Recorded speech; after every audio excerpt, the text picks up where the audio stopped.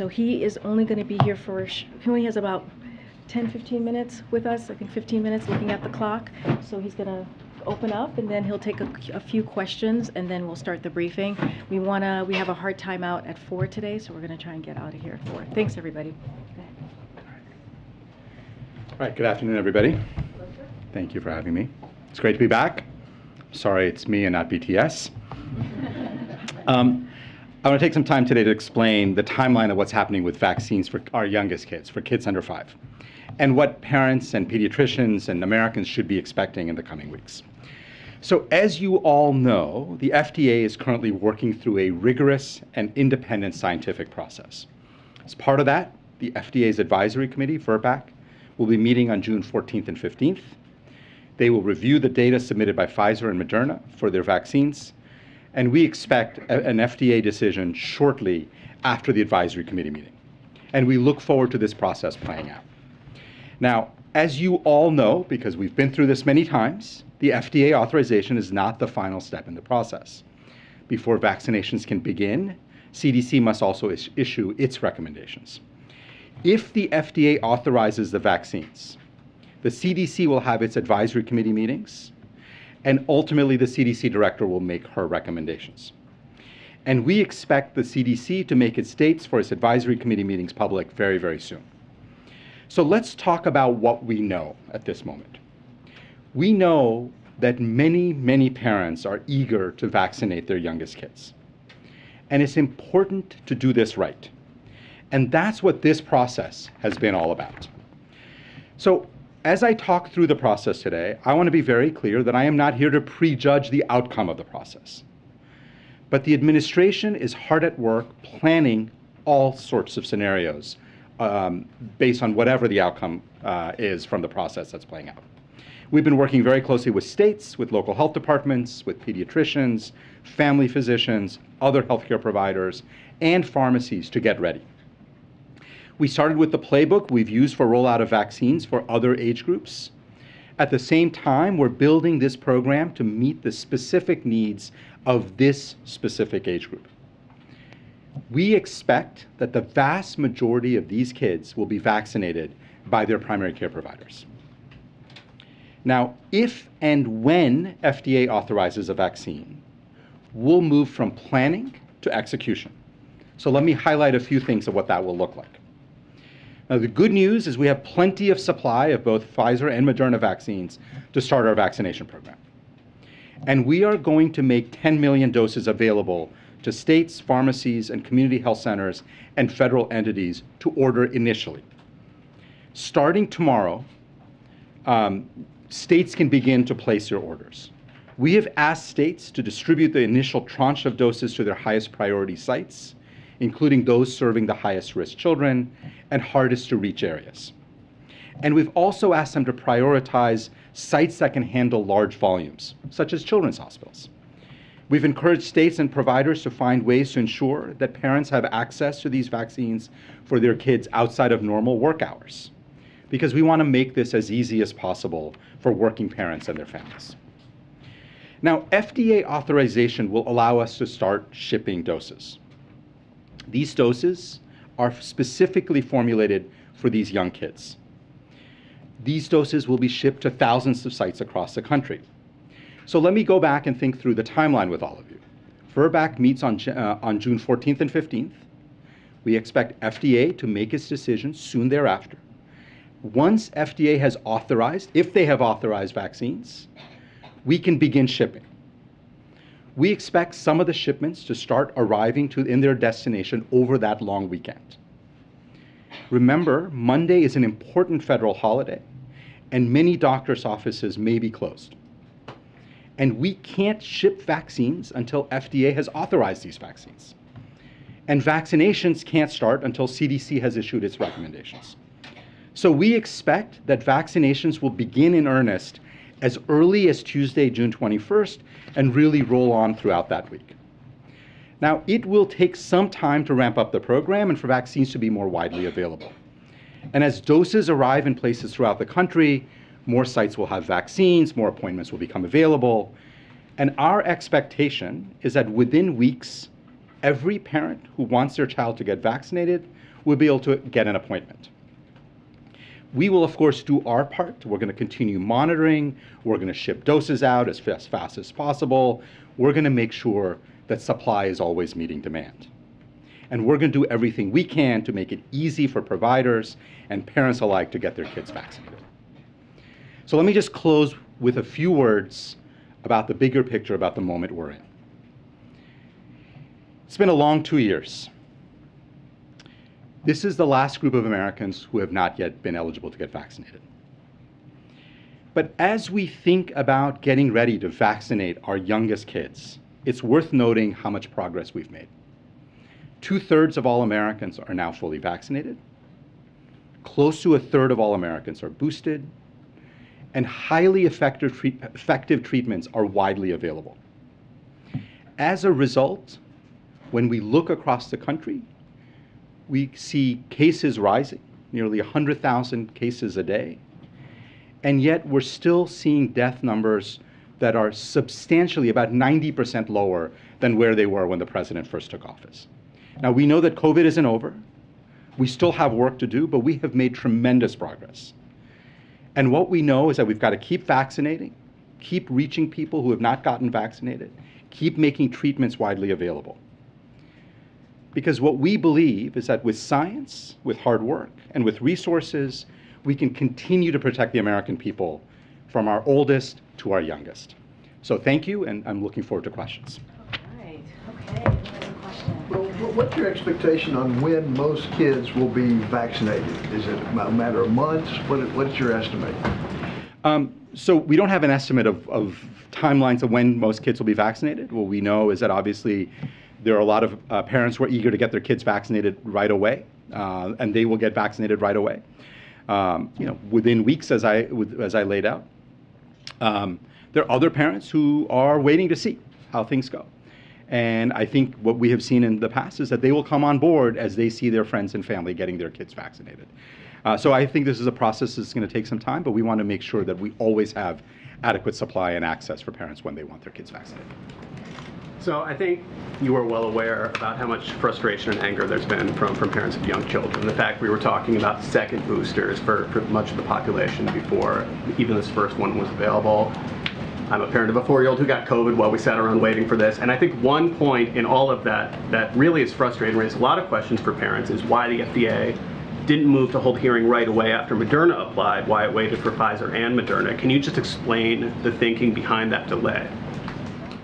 So, first of all, I have a 10-year-old, so he's been able to get vaccinated, but I have a lot of friends who have kids under 5. So let me just say I feel the frustration. I certainly hear the frustration.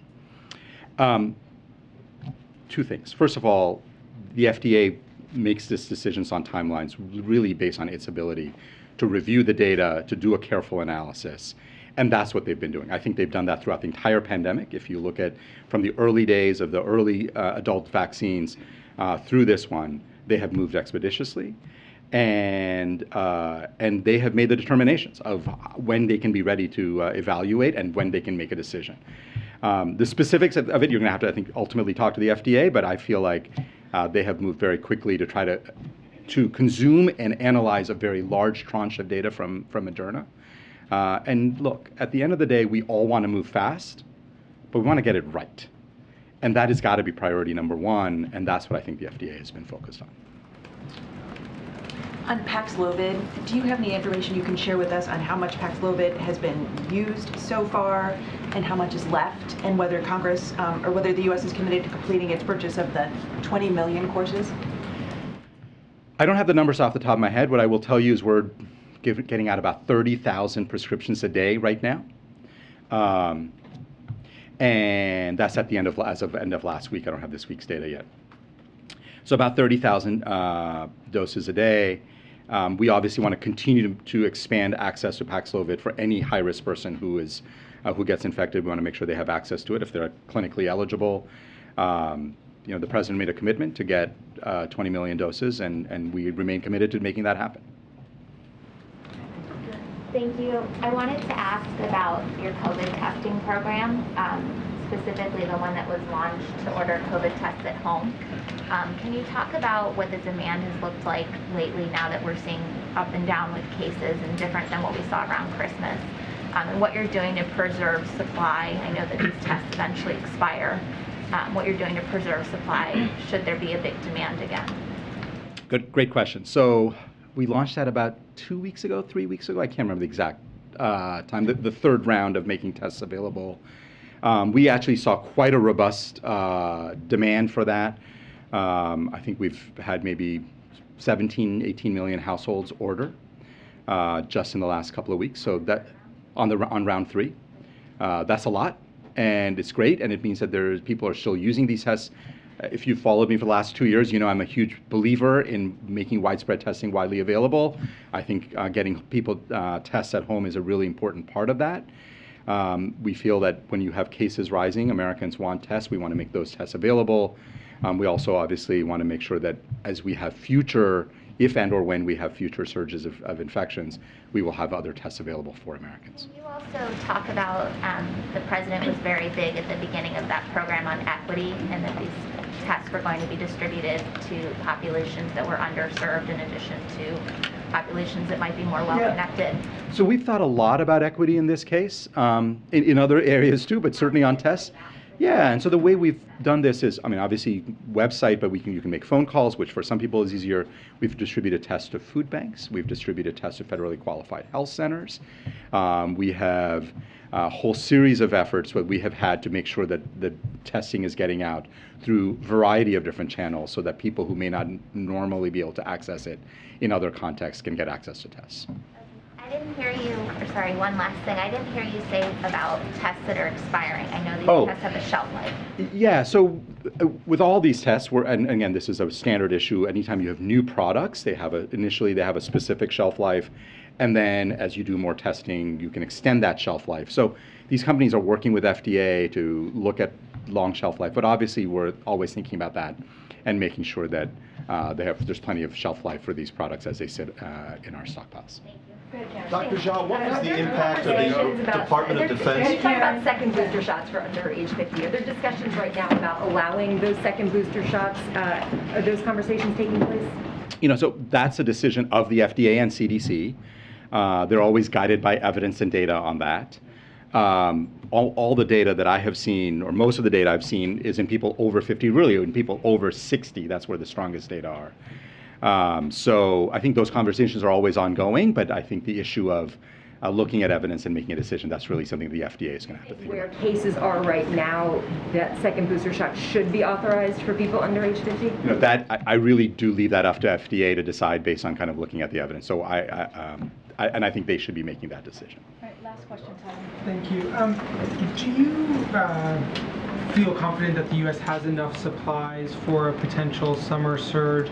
And at this point, what are your current predictions about what might happen in the South in the coming weeks and months? Supply of? Vaccines, antiviral treatments, all the various things that are needed to treat COVID. So because of prior funding, we purchased a decent amount of both vaccines and therapeutics, and so I'm very confident that whatever happens this summer, we will have enough tools, tests, treatments, vaccines to get us through the summer. The challenge is, and again, I'm less in the prediction business, more in the planning business. As we plan the fall and winter and look at a variety of different scenarios, that's where I start getting very, very concerned. If you want to ask what keeps me awake at night, it is that we are going to run out of vaccines. We're not going to be able to have enough of the next generation of vaccines. We're going to run out of treatments, and we're going to run out of diagnostic tests, probably in the late fall into winter if we end up having a significant surge of infections. We don't have the resources to buy those things, and those purchases need to be made now. They cannot be made in the fall. So if you're wondering what is it that really worries me, I think we have the tools for the summer. We will not have the tools for the fall and winter unless Congress steps up and funds us. And based on your modeling that you do in the government and with partners outside of it, what is your sense of what this potential surge might look like, both this summer and then when you warn that supplies might run out in the fall and into the winter? Yeah, so as you know, there are a lot of different models. They all come up with a variety of different answers. And we really look across all of them, and we try to plan across all the ones that we think are reasonable. There certainly are models out there that suggest that we could have a sizable wave of infections in the fall and winter, especially if we don't have a vaccination campaign in the fall and winter. If we run out of treatments, if we don't have enough diagnostic tests, we could be looking at a more complicated situation. So those are models that we look at, we plan for them. Again, as I said, I generally try not to worry too much about predicting what's going to happen and really focusing on planning for a variety of scenarios. And given what we have in terms of treatments and vaccines and diagnostics, we do not have enough to get us through the fall and winter. And just one last one on that vaccination campaign you mentioned. Are you preparing that most Americans who are not yet eligible for that third vaccine, they will be encouraged to get a fourth one in the fall? And with that, will there be a new vaccine or formula to adapt toward the newer variants that have emerged in recent months? So there are about 3 or 4 questions embedded in there, all of which are FDA questions, right? So FDA is going to have to make decisions about, do we formulate a new vaccine? There's a VRBPAC meeting that's going to happen in late June, I think, to look at exactly that question. Based on the data, they're going to make determinations. CDC is going to decide who should get it, who should not. I mean, you guys know the process of how that's going to play out. From your vantage point at the White House as the coordinator of all these different agencies, what your expectation would be? I am planning for all of those scenarios. We need to, because again, we don't decide what FDA will decide. We don't decide what CDC will decide. They make those decisions. We need to plan for a variety of different scenarios, including planning for a next generation of vaccines for the fall and winter, which we want to make sure we have plenty of for every American. We will not have enough for every American without additional funding from Congress, but we are planning for those scenarios. Doctor, do you believe all schools will and must be open this coming fall? Oh, yeah. Yeah. You have to go. He has to go. Sorry, We're we're over running. time. Thank you. Sorry. Why are more boosted Americans having breakthrough cases than non-boosted? All right, guys. I have a few things for you at the top. Okay, so today, President Biden and Vice President Harris announced the launch of the White House internship program, and that for the first time in recent history, we'll pay our interns. Since the beginning of his administration, President Biden has committed to advancing equity and opening doors by waiting to launch the White House internship program until receiving the statutory authority from Congress to pay interns. President Biden was proud to sign bipartisan legislation earlier this year that provides this authority and funding. President Biden and Vice President Harris know that for too long and too often, unpaid federal internships have been a barrier to hard-working and talented students and professionals, preventing many of them from contributing their talents and skills to the country. Paying White House interns will help ensure that those who receive internships at the White House reflect the diversity of America. Starting today, prospective candidates, as well as college and university administrators and faculty interested in the program, can visit whitehouse.gov/intern to learn more about the program and apply for the fall 2022 session starting on Monday. As the President conveyed earlier, we welcome the announcement today of a continuation of the truce in the Yemen conflict. The last 2 months in Yemen, thanks to the truce brokered in April, have been among the most peaceful periods since this terrible war began 7 years ago. Thousands of lives have been saved as fighting receded. For the first time in 7 years, Yemenis are able to fly from Sana'a to destinations outside of Yemen. We have also seen additional fuel ships moving through the port of Hudada, helping ease Yemen's fuel crisis. The parties to the conflict have now extended this truce for another 2 months, and it's important that we work from here to make it permanent. This truce would not happen it would not be possible without the cooperation, the cooperative diplomacy from across the region. We specifically recognize the leadership of King Salman and the Crown Prince of Saudi Arabia in helping to consolidate the truce. The Omni Sultan also played a central role in hosting and facilitating dialogue. Egypt and Jordan opened their airports to flights from Yemen over the past month, thereby enabling a key component of the truce process. The United States will remain engaged in this process over the coming weeks and months. Ending the war in Yemen has been a priority priority of this administration, and we urge all parties to move expeditiously towards a comprehensive and inclusive peace process. Our diplomacy will not rest until a permanent settlement is in place, and we will continue to support regional diplomacy to de-escalate tensions and deter threats to our friends and partners in the Middle East region. As the President continues to prioritize reducing costs for families, making historic investments in our infrastructure is a critical component to strengthening our supply chains, moving people and goods more effectively, and ultimately lowering costs on everyday items. This is part of transitioning to stable and steady economic growth for the years ahead. Today, the Biden administration announced over $368 million in grants to modernize and improve rail infrastructure across the country. And Secretary Buttigieg is in Michigan and Mitch Landrieu is in North Carolina to highlight the impact these investments will have on local economies and regional supply chains. Thanks to the bipartisan infrastructure law, we will see funding triple for the critical rail infrastructure program to $1 billion a year for the next 5 years, which will help strengthen critical links in our supply chains that were weakened by the pandemic. This investment will allow trains to get goods to market faster and cheaper and make it easier for Americans to travel where they need to go. Two final important announcements that I wanted to make here. As you know, our dear Amanda Finney is leaving us. Though her official title is Chief of Staff, Jen long ago gave her the title of Mayor of the West Wing. If you know her, and I know many of you do and adore her as we do, you know that Amanda shines thanks to her charisma, her humor, and ability to simply get things done. Whether it's leading our team of wranglers or hiring the best of the best to join our team, I don't know where we would be without Mayor Finney. She is leaving us to serve as Deputy Director of Public Affairs at the Energy Department, and they're so lucky to have her. Amanda has been the heart and soul of this team, and she will be truly missed. We love you, Finney, and we wish you the absolute best. What a time, as you would say. What a time. What a time. Amazing.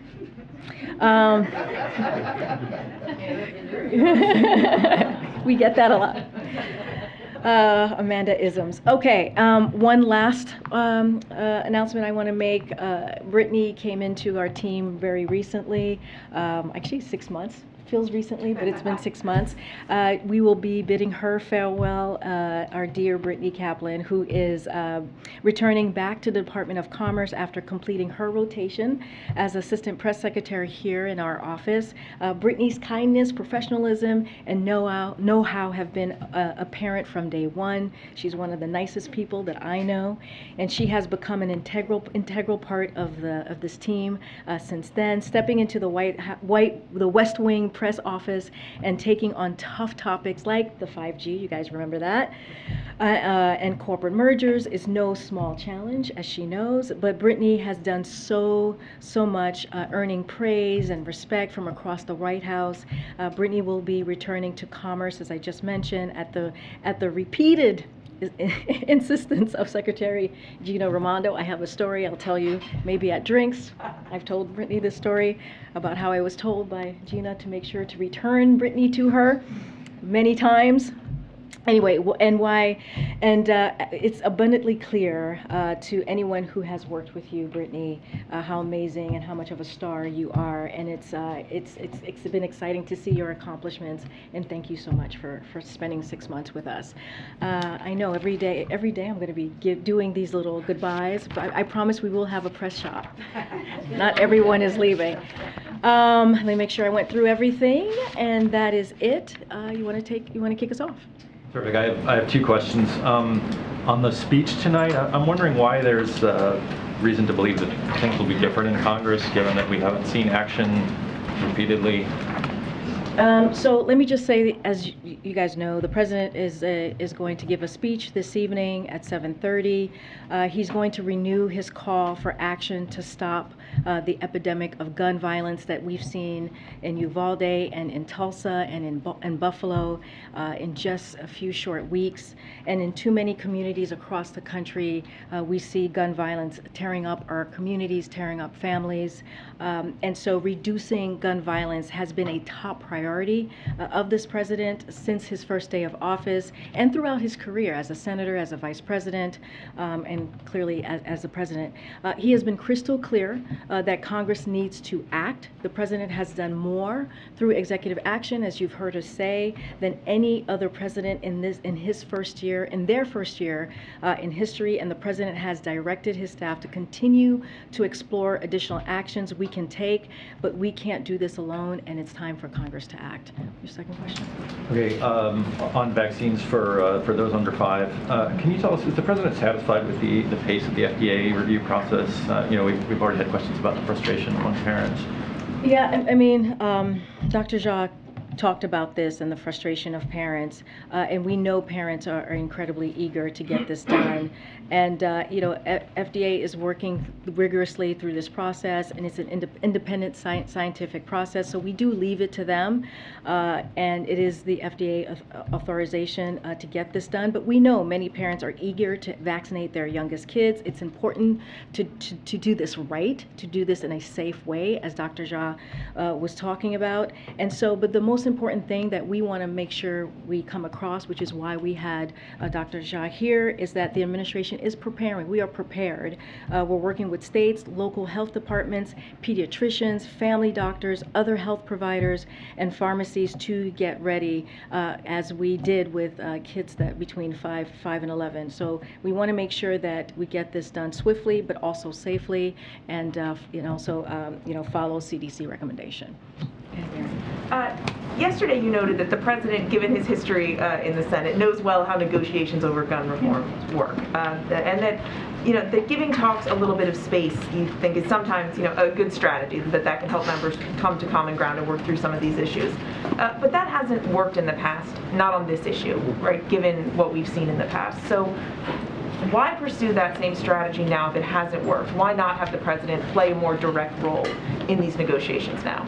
So, I mean, look, the president has been very involved and very direct, and he has done it multiple times throughout this past year and a half, year and 6 months now. And he's done it at his first joint address. He made sure that he talked about gun violence and made that a priority in that speech. He did it in the Rose Garden when he announced some executive actions on a comprehensive plan from the federal government, from the White House, on how to deal with gun violence and do what we can. He did that in the State of the Union and made sure that gun violence was a priority. So he's been involved, he's been engaged, as you just stated. He's been doing this all for a good part of his career. And I stated this yesterday, but our legislative team has been in close contact with the Hill since the tragedies in Uvalde and Buffalo, including through dozens of phone calls with leadership committees, with jurisdiction, and with the members who are involved directly in negotiations. Look, he's encouraged. He's encouraged by what we're seeing on the Hill. This is the first time in a very long time that we have seen this type of bipartisanship, and he's done this before, as I mentioned. He has beat the gun lobby before, and so tonight you'll hear from him. It'll be basically making sure that his voice is out there and calling to action, and making sure that the American people know that he is still continuing to speak on their behalf, and making sure that we get some action taken. The legislative team is making the calls, is obviously playing a central role in these negotiations, but why isn't the president picking up the phone and making those calls? Like I said, he wants to give it some space. And he's had conversations in the past with groups. He's had conversations with congressional member in this past year and a half, on being very clear on Congress acting. He's going to take this opportunity today at 7:30 this evening, as I just said, so that the American public could hear him directly. But we have to remember, the things that we are calling for, when you think about, when you think about background checks, expanding that, when you think about, banning assault weapons, these are items that are incredibly popular with the very constituencies that these congressional members represent. When you look at, even NRA members, when you look at Republican voters out there, Americans out there, these are issues and items that we're talking about that should be easy. It should not be difficult to do. We're trying to save our kids. We're trying to save families. We're trying to make it safe for people to go to grocery stores, so our kids could go to elementary schools or to school. And so this is what the president is calling for. And just one more on this. You've said you're looking into possible additional executive actions that the president might take. Do you have a sense of how long that process may take, when we might learn what options are on the table? So the president said this, not just myself, but he said this, that we can take, we're going to take executive action where we can, and we're continue to explore new steps. We can build on what we've already done. I just want to make sure people also know what we've done, which is stemming the flow of ghost guns, which are the weapon of choice of many terrorists and criminals, and which are increasingly being found at crime scenes, cracking down on gun trafficking, including through a zero tolerance policy for gun dealers willfully selling firearms illegally, as well as DOJ's gun trafficking strike forces around the country, and giving cities and states historic funding to keep cops on the beat and fund gun violence prevention programs. We announced $10 billion so far, with more money on the way. Look, we have a team of 13 policy staff working on gun violence at the White House, in addition at numerous staff across agencies, and we're constantly looking for what else we can do. But again, tonight's speech is going to focus on what Congress needs to do and Congress action, because the president cannot do this alone. Is he going to outline specific actions that he'd like to see, Karine, like you mentioned, the background checks? What's he going to say in terms of specifics? I don't want to get ahead of the president, but he is going to make sure that he continues his call to action when it comes to Congress, and I don't want to get ahead of the president. But he'll be very clear, and you'll hear from him directly. What role did the U.S. play in persuading OPEC Plus to increase capacity? That is a decision that OPEC Plus makes on their own. That is not something that we decide on or that we are involved in. As you know, you've heard us say this before. But we do welcome the announcement today, we welcome the important decision that OPEC Plus made to increase supply by more than 200,000 barrels per day in July and August, based on new market conditions. That's the analysis that they make, right? That's for them, again, to decide. This announcement brings forward the monthly production increase that was previously planned to take place in September. The United States will continue to use all tools at our disposal to address energy prices measures. Does this development, coupled with the extension of the Yemen ceasefire, increase the chances that the president will visit Saudi Arabia? I don't have anything for you. We don't have anything for you on any trip or plan for the president, or any trip to announce today, but I can assure you that what the president is focused on first and foremost is how his engagements with foreign leaders advance American interest. That's as true with Saudi Arabia as anywhere else, just as he has engaged recently with leaders of ASEAN in Asia, and this week with the Summit of the Americas as it's coming up next week in Los Angeles. The president will look for opportunities to engage with leaders from Middle East region, and I just have nothing to announce for you today. Good. Thanks, Karine. I have a question on formula, but just to follow up. So can you say whether or not the president will call for anything new tonight when it comes to guns and what he wants to see Congress? I mean, his focus is going to be on making sure and asking Congress to take action, because he cannot do this alone. I do not want to get ahead of the president's speech. Everyone will hear from him at 7:30. But he won't talk about any specific action that he wants to see Congress take. I'm not going.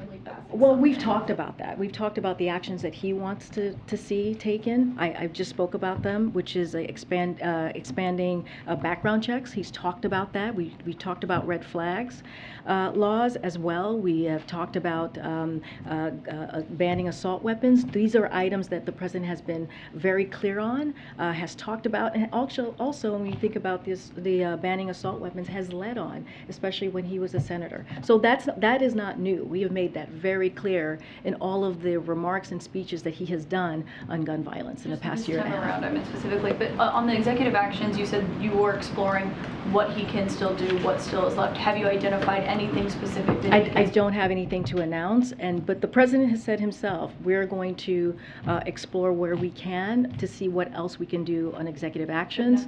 I don't have anything imminent to announce. And on formula, did the president have any conversations with any cabinet secretaries or the FDA commissioner once he was confirmed in February about the formula shortage before April? I don't have any meetings to read out specifically on that for you. Look, you know, as you all know, the president spoke to this yesterday, as more abnormalities were seen in supply and sales started to decrease in April, you know, and because people have asked about this, senior White House staff made the president aware of the problem, and this was in April. I don't have any calls to read out for you. Which senior White House staff made the president aware? So as you know, the president deals with issues on a regular basis, and that boils up to him. And it's just there's no specific person that I can call out to you, but it's the regular way that we move forward through the regular channels. I don't have a specific person, but that's kind of how it goes on any issue, not just this one. It goes through regular channels, and senior White House staff usually brief him on different issues. Okay. Yeah, thanks. The speech tonight wasn't on the schedule originally when the day began. Was there something specific that prompted the president to want to speak tonight? Was it the shooting yesterday in Tulsa, or was he trying to say remarks before he went out of town for a couple of days? No, the president has been wanting to have an opportunity to speak to the American people about this epidemic that we're seeing with gun violence. He wanted to make sure that, again, there was space for negotiations, giving space in Congress to the folks who are leading that conversation, and he just felt tonight was the right time to do that.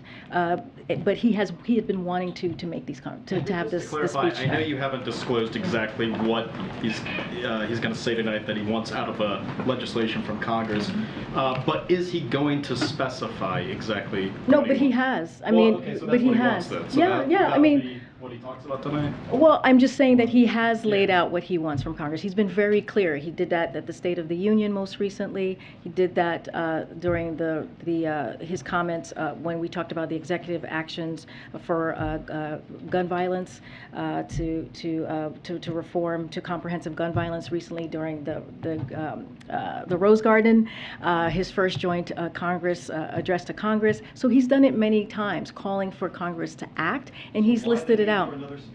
Because he wants to make sure that that his voice is still out there, and that the American people know that he's fighting for them and speaking for them. So this is, as we have said many times, this is a priority for the president, and so this is what we're going to see this evening. That's why we're doing it at this time. Karine, so continuing on that topic, I'm still a little confused. So on the one hand, you've said that he supports and wants an assault weapons ban, universal background checks, and red flag laws. That's not the conversation that's largely going on up on the Hill. The Hill, to the extent that there are discussions, members on both sides have said they are not engaged in active negotiations over an assault weapons ban or universal background checks. It is much more modest than that. So I guess the question that we're all asking is he going to, and I think you used the word renew at the beginning, is he going to repeat his demand that Congress pass a universal background check bill, a ban on assault weapons and red flag laws, or is he going to lend his voice to the more modest gun control efforts that are actually underway on Capitol Hill? Those are two different things, and and I don't know that you can do both at the same time, or maybe you can do one and say, but if that doesn't happen, I'm happy with the other one. I guess we think we can do both at the same time, right? The president has been very clear in laying out his key priorities. He has done that for a year and a half. Expand background checks to keep guns out of the hands of criminals. Renew our ban on assault weapons and high-capacity magazine. Pass a red flag law, which, by the way, is being talked about, right, in Congress. Confirm Steve Dettelbach to lead ATF. That is something that we have talked about, and Congress is dealing with that, and we are very optimistic that he will be confirmed. So those are just listed out a couple of things that are very much a reality. Look, the president has been very clear. Congress needs to act. They should pass legislation so president can sign it into law. We are seeing something right now that is encouraging. The process is still happening. Negotiation is still happening. We do not know what it's ultimately going to look like, but that doesn't mean that the president can't call out his key priorities. That doesn't mean that the president can't list out what he thinks is needs to happen so that we can actually deal with this epidemic. And so we should expect him to repeat that demand. He's repeated many times. I think what I'm saying is I don't want to get ahead of what the president. No, but no, I haven't. I said he's going to call Congress into action. He has talked about these things over and over and over again. The president is going to speak for himself. That is all. We've said this before. When you guys have asked us, can you please give us a preview on the speech? Many times we say, we want the president to speak for himself. That is not new. That is not new here. That is exactly what I'm saying. But you know his key priorities. He's been talking about them. I just have a question more here on strategy. You said the past couple of days that the president wanted to give space for Congress to work through the negotiations on their own, and that he would only get involved when he felt it would be helpful. Tonight he's giving a speech in prime time. Yeah. Does he think it's now time for him to be helpful in these negotiations, or is there a risk that his insertion into this moment could be potentially counterproductive and hurt the ongoing negotiations that don't seem to be finalized? Look, it's a good question. Our Office of Legislative Affairs has been in close consultation with the negotiators on the Hill. So they were aware that the president's going to give these remarks. We talked to them. We had consultation with them. We consulted with them about giving these remarks. So that is not an issue. That is not a problem. The president wanted to make sure that the American people heard from him directly. This is a speech that he has been wanting to make, and that's what he's going to do this evening. And so there is careful consideration here about what he might say to not interfere with any No, I'm not saying that. That's not what I'm saying. I'm saying that the president's going to use this opportunity to speak directly to the American people. That's what he's going to do tonight. And just one more on baby formula. I know you got a lot of questions about this yesterday. I'm wondering if you had an opportunity to speak with the president since his comments yesterday when he said he was not informed about the situation until May. Has he expressed any disappointment in his staff for not bringing this issue to him earlier? Are there any concerns about the information flow in the White House that, given the manufacturers told him very directly they knew this would be a problem in February and he didn't know about it until months later? Has he expressed concern about that gap and how that squares with the whole of government approach you outlined yesterday? So just so that we take a little bit of a step back, Abbott is a major manufacturer and has been clear to the American people that they had shortcomings. They made that clear very, very recently. The FDA administrator has spoken to this as well. He said the FDA moved too slow and has asked Steve Solomon to lead a review into what happened. The White House took urgent actions as it became clear a shortage emerged and existing actions were not sufficing. It's hard to understand the scales of actions. DPA at a historical pace, Operation Fly Formula expediting timelines for millions of bottles from 3 to 4 weeks to 72 hours. These are incredibly important of what we were able to do. And 80 million safe bottles being imported and counting. We understand that there's more work to be done. We understand what families are feeling, but we have to remember how this started. We have to also also, remember what the FDA administrator said as well. He has spoken to this. And so this is, this is something that we're going to continue to work on. Right, but that doesn't answer the question about when the president was informed and whether or not he is satisfied with his staff not telling him about what has become a major problem. Well, he spoke to when he was informed. He spoke to that yesterday, which was in April. And you're asking me about the process and is he disappointed? Look, again, I'm telling you, the administrator of FDA spoke to this. They moved too slowly.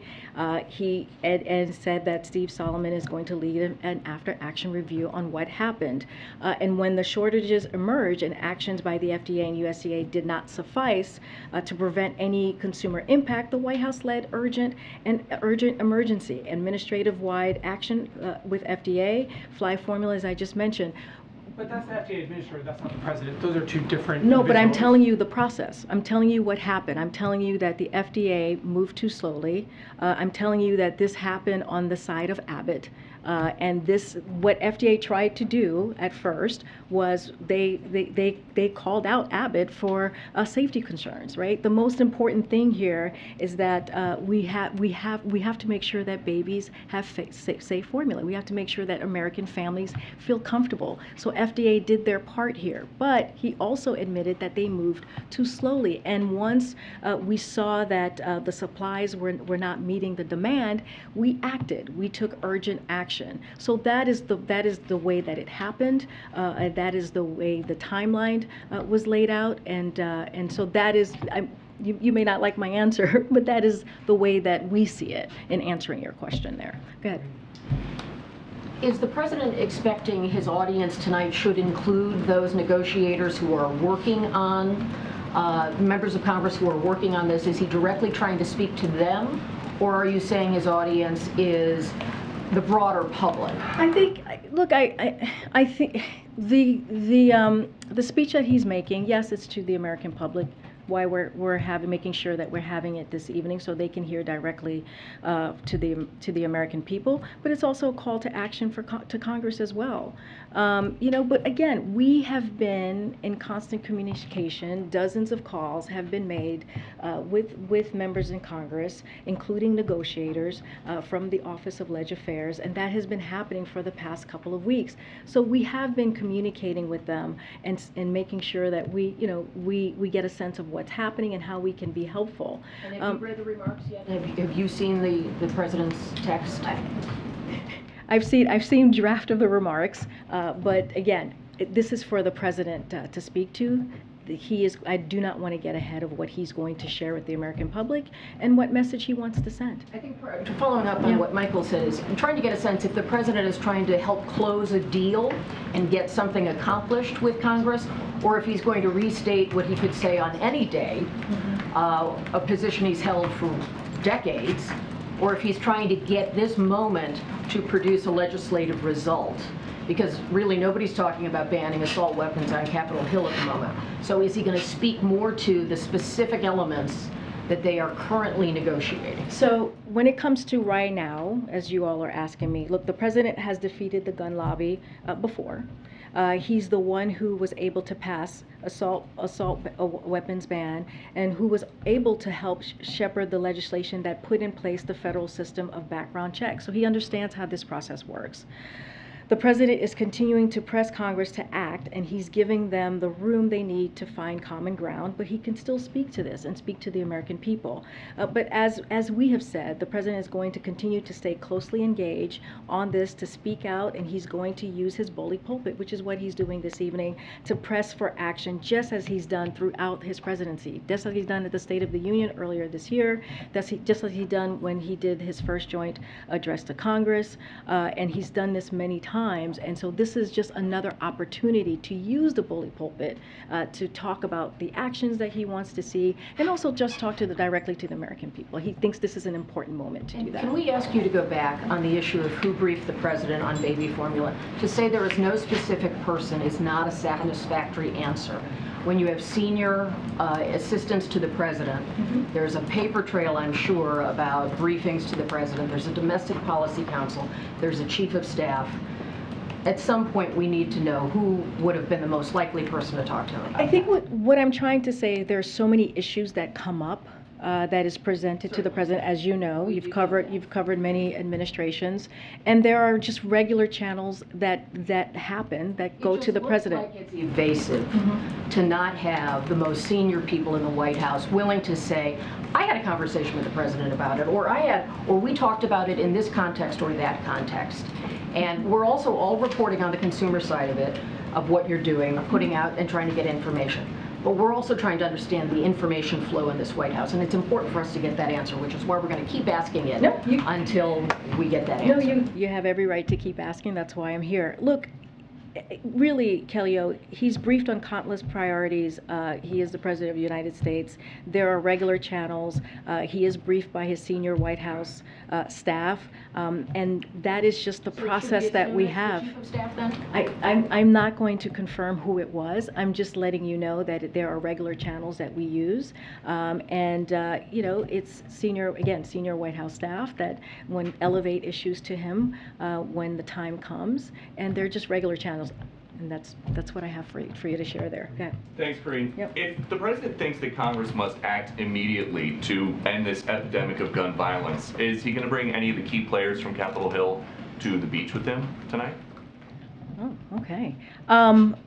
So I don't have. Wasn't a big part of candidate Biden's whole thing that he knows how to get things done. He does. He does. I mean, he's beaten the gun lobby before. He has. Then why not invite these lawmakers who maybe haven't beat the gun lobby and say this is how it's done? But it's not his thing. It's actually fact. We saw he did that in the Senate during his Congress days, that he beat the gun lobby. Look, that he has a lot of legislative experience. I'm asking why it is that you can say he wants to give these negotiations. Do you want to go to the beach with the president tonight? Is that what you're trying to tell me? I would love to. Look, I do. Well, that touche on that. The weather, it is pouring outside like cats and dogs. It is not great. But if people are dying every day, why would this president then say he wants to give it some space and let somebody else? But you're also going to hear from the president tonight. And it's not that it's not that he hasn't been involved. He has been involved. I just listed out all the but speeches that he's made. I just listed out the executive actions that he's taken. But I want to make sure that that it is very clear that the president has indeed taken action. He cannot do it alone, so he's asking for Congress to act. The American public is going to hear from him tonight. I don't have any meetings to preview or to lay out for it. I'm not telling you it's not going to happen. I'm just saying I don't have anything to preview for you today. And I get you don't want to preview anything that's in the text tonight, but what law could anybody, president or anybody else, propose that would guarantee that somebody who really wants to get their hands on a gun can? Well, they're having negotiations right now to talk through what the options are. Look, I mentioned the red flags, right? Red flag laws. If enacted, that actually we have seen across the country in different states where it has been helpful. But look, we are going to give them some space to see what they come up with. The president, the most important thing here is the president wants Congress to take action and to act. But okay, you got Chicago, for example. They already have plenty of very strict gun laws, some of the strictest in the country. 47 people shot there over the Memorial Day weekend. 9 of them died. So which law would have prevented any of that? All right, well... Do we think that all these people in Chicago who are shooting each other are legally buying their guns? So here's a couple of examples for you. I was just talking about the red flags law. There are some examples here of how they've prevented tragedies. In California, a study showed that a California red flag law has assisted in the prevention of 21 mass shootings between 2016 and 2018. Florida, since passing a red flag law in 2018, there have been notable cases of the law intervening in multiple cases of potential violence. In Connecticut and Indiana, for every 10 to 20 preventions under the red flag laws, there was one fewer death than would otherwise have been expected. So when it enacted, it does help. There are things that we can do, and one of the things that the president talks about with expanding the background checks, if we're able to do that, we are going to take more guns out of the hands of criminals, and that is incredibly important. So there are things here that can be worked out, that can be done, that is not going to prevent every tragedy, but will take us to a better place so we can protect our families. Okay, so my last one would be, you guys at the White House had some very hard headlines this week about inflation and about baby formula. If there's nothing new that you can point to in this speech tonight, did you just schedule it to get people talking about something else? People have died. People have died in the past couple of weeks in particular. We had 19 kids die in Uvalde just recently. A mass shooter came into their classroom and killed them, plus their 2 teachers. We had people doing everyday things on a Saturday, like some of us do, go to the grocery store, and 10 of them were murdered. Just last night in Tulsa, we're learning of people who were, again, killed. So this is not about politics. This is not about partisan politics here. This is something that he has worked on since he was a senator. This is very important and real for the president and for the grieving families that he has met with, sadly, in the last 2 weeks. So this is an opportunity, again, to call for action, to get Congress to move. And, it is disheartening to hear that this could potentially, or if I'm hearing this right, could be used as a political tool, and that's not what this is. This is not about person. This is about people's lives. Karine, what's the president's message to people living in violent neighborhoods Just who to- can't escape and Go can't ahead, wait Ed. for laws Go ahead, to... To follow up on what Kelly was asking about regarding the baby formula shortage, you were asked earlier by a few people, I want to just ask this again with all due respect. Yeah. Were you able to speak with the president about when he was informed in April? He talked about it himself. He said he was informed in April. So I don't think I need to, the president mentioned that, he said that, so I don't need to clear that up. You heard directly from the president on that. I asked it at least, as you talked yesterday about February 17th and February 18th. And what we were trying to figure out is when exactly in April was he told? Was it April 1? Was it April 30th? Was it April 15th? Somewhere else in there? I don't have a date to share with you. What I can tell you is he spoke to this yesterday, and he said it was in April. So that matters. Take it down a level from him into the staff of the White House. And part of the reason there's so much curiosity about this across town is because, as you know, there have been stories written over the last several days and weeks about how things are going here in the West Wing, how things are operating. And so when we ask who was told, either by the FDA or the Department of Health and Human Services or the USDA here in the West Wing, who was told first? How did that get from that person eventually to the president? As completely understandable. There are thousands of things going on across the federal government today. There are thousands of But things. here's the issue. We were just talking about gun violence. Something else could prop up suddenly as an unforeseen crisis, like this one. And so we're trying to get a sense of how do things operate here inside the West Wing, and how they eventually rise to the level of presidential involvement that then lead to things like invoking the Defense Production Act 4 or 5 months after the initial flags were raised. So, Ed, the president was briefed through his regular channels, as he is briefed on countless priorities that the President of the United States has to deal with. There are countless issues, countless priorities that I talk about here all the time, every day, about different priorities that we have to deal with, whether it's the economy, whether it's COVID, whether it's climate change, whether it's foreign policy issues that we have to deal with and assess.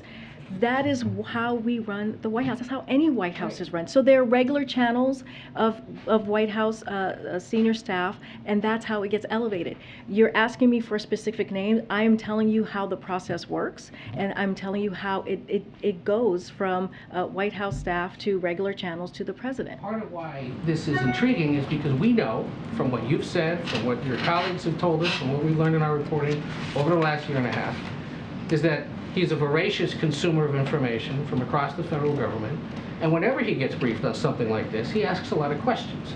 And he usually puts it to the staff to come back with him with some solutions or some answers to these questions.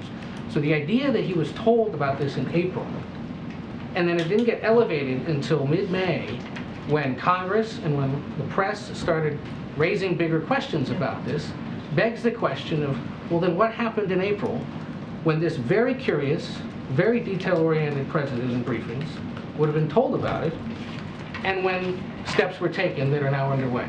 That's part of what is so intriguing and curious about this situation, and why we're so desperate for information, because normally in these situations we're told, oh, well, here's what he wanted to know, and here's who he tasked with doing it. And we're not getting that this time. No, look, we've laid out timelines over and over again. Well, you gave us 2 dates. Well, and then tell us generally in April he was told about it. Okay, so by late, let me try again. Let's try this again. By late in April, sales were going down and shortages were appearing. So that is what we learned in late April. And since then, through May, across the administration, we've aggressively invoked the DPA and used it 3 times, as you just mentioned, and that's because of the president's leadership. Launched Operation Fly Formula, again, because of the president's leadership. Secured 80 million safe infant formula bottles from other countries, and cut red tape and issued WIC waivers in all 50 states. Because that's what happened in April that triggered our involvement in the way that we did throughout May in doing these 4 very specific things. Look, USDA, they took immediate action. But USDA and FDA cut red tape and increased supply. A reminder, there was more supply on the market after the recall than prior. That didn't happen by accident. So these actions were designed to bridge demand while Abbott worked through its safely open and manufacture a product that met FDA's gold standard. So they were acting. At USDA, FDA were acting from the moment that the recall happened. But again, the sales were going down and shortages were appearing in late April, and that's when That's what he was told? well, he said in late April, right? And this is He said April? in April. I'm sorry, in April. Okay, he said in April, in early April. The point that I'm making is what we started to see in April were sales were going down and shortages were appearing. And when that happened, we triggered, the president made sure that the DPA happened, the Operation Fly Formula happened, and that was our focus there. We wanted to make sure we got as much supply out as possible because, again, we saw the sales were going down. Real quick on some of the Americas, I know you said the invite list is coming, there's still some time left. Countries that have been invited, whoever they are, we'll find out about that later, have they been told what's on the agenda for that summit next week? Do they know why they should come to Los Angeles? So we're still giving our partners time to decide. So to answer that question, but as you see from press reports, there have been quite a few heads of states who have confirmed via their own announcement. But again, I always bring this back because what's really important is about next week is that the people from around the region are gathering together to address the core challenges facing the people of the hemisphere, right, including economic prosperity, climate change, migration crisis, and the COVID-19 pandemic. So there is an array of issues for the region that we are going to discuss. These are priorities. These are incredibly important, and that's what you're going to see for next week. And others will confirm if they're attending. We're not going to do that until we have a final list and give our partners opportunities to decide. You're right, your time. So you're going to wrap. Oh, my Final gosh. question. Okay, go ahead. Go ahead. Karine, the jobs report's going to come out tomorrow morning. The ADP report that came out came in much lower than what economists had projected. Are you guys expecting a less than optimal jobs report tomorrow? And usually the president speaks on the economy on jobs day. Is he going to do that even though he's going to be in Delaware? So I don't have anything. We don't have anything to preview for you for tomorrow. Our day ahead or daily guidance is going to be coming out in a couple of hours. I also don't have an estimate for you and haven't seen the numbers as clearly. But what we can say is that as we transition to this new period of stable, steady growth, we aren't looking to see blockbuster job reports month after month like we have over the last year, but that's a good thing. That's the sign of a healthy economy with steady job growth, rising wages for working Americans. Everyday cost cost easing up and a shrinking deficit. That stability will put us in a strong position to tackle inflation. And in the short time since President Biden came into office, we have had record job numbers, record job creation, I should say. The unemployment rate is near historic lows, and the number of Americans on unemployment benefits is down from record highs to this historic lows. And that's something that's really important that we want to make sure that the American people know what we've been doing. Okay, but we're gonna go. We're gonna go. It's 4 o'clock.